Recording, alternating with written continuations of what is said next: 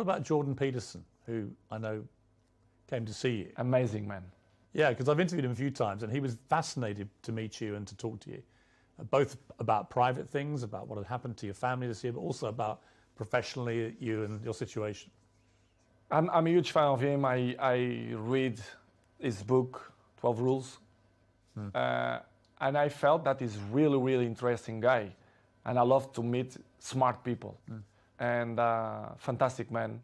And I learned a lot, some advices that he gave me, not only for this moment. What was the best advice he gave you? We had a nice strategic conversation, not only for the moment of my life, I mean not only for football, because my life is not resumed only for football.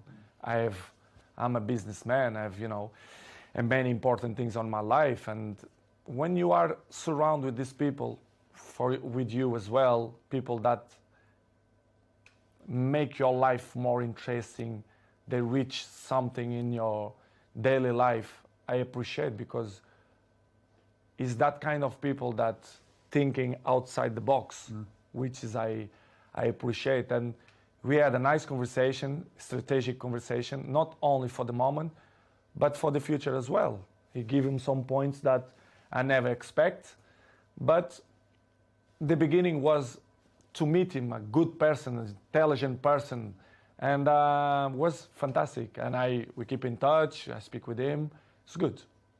You're going to do Cristiano Ronaldo's 12 rules to life? Why not? For the future, Maybe probably. 20. You got more rules. Exactly. For the future, probably. I wanna educate it.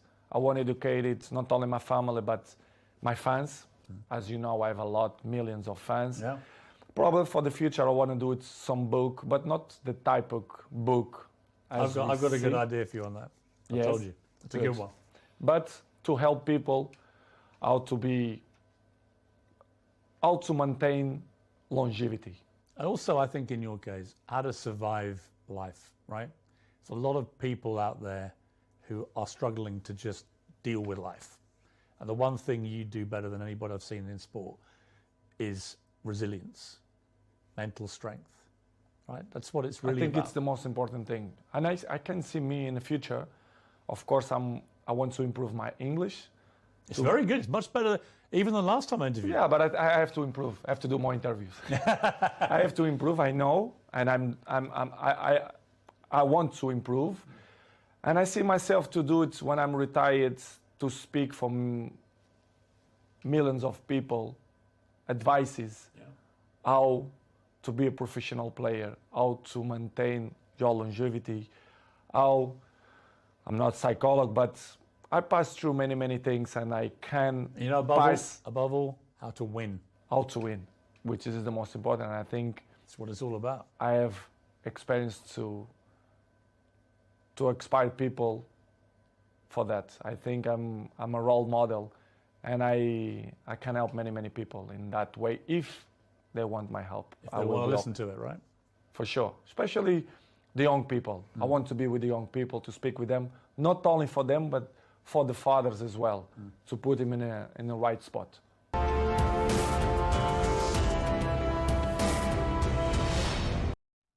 I went and met a soccer player, a football player this week, Ronaldo, Cristiano. Very glad you brought that out, because as a Manchester United fan, that was the thing I wanted to ask him. It was great, but we talked a bit about his life, and he really, in some sense, can't go out because he's so famous.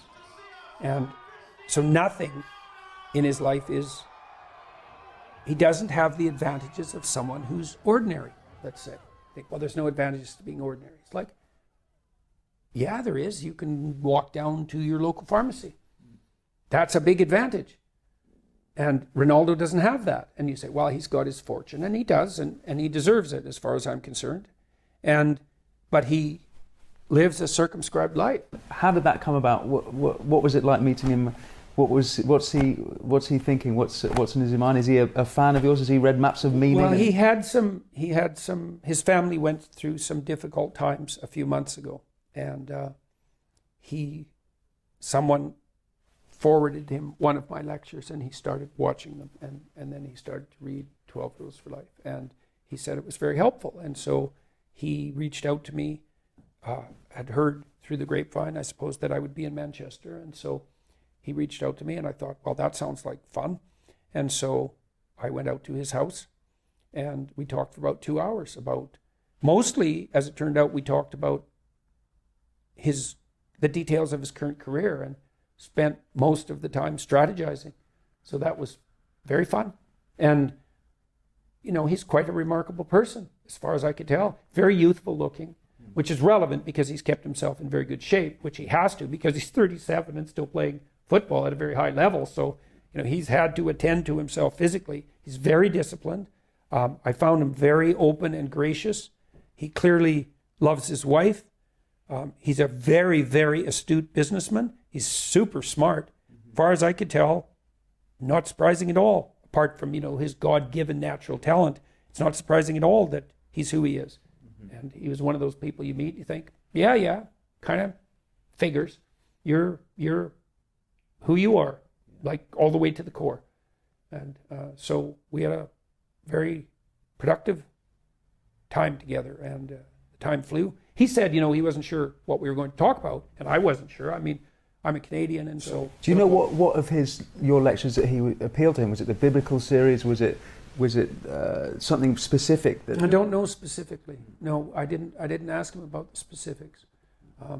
I think if I had to guess, it would be the lectures pertaining to the sustaining meaning of responsibility and proper action in the face of tragedy. I suspect that would be the theme that was productive, but I don't know specifically.